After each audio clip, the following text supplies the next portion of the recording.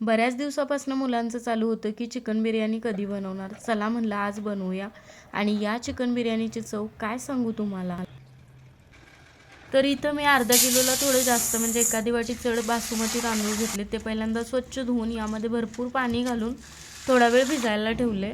आता 750 gram chicken स्वच्छ धुवून यामध्ये दही घातलं पहिल्यांदा. त्यानंतर हळद, चटणी, काश्मीरी मिरची पावडर, धना पावडर, बिर्याणी मसाला आणि मीठ घातलं चवीपुरतं. आणि मी 2-3 चमचे आलं लसूण पेस्टसुद्धा घातलेली, पण तो व्हिडिओ शूट नाही झाला.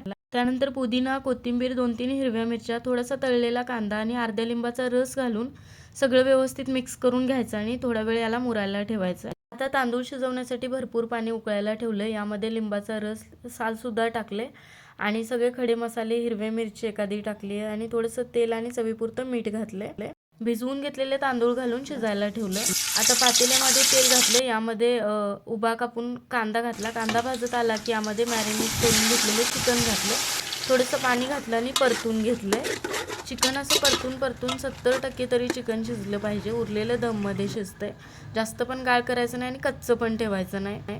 भातातलं मी पळीभर पाणी चिकनमध्ये घातलं म्हणजे थोडंसं उरलेलं चिकन शिजून जातंय. तांदूळसुद्धा 70 ते 80% शिजला की असा परातीमध्ये मी पसरून लावला. चिकन आता व्यवस्थित शिजलंय. यामध्ये मी पुदिना, कोथिंबीर घातली आणि लगेचच जे आपण तांदूळ पसरवून लावले होते शिजवून घेतलेले ते घातले.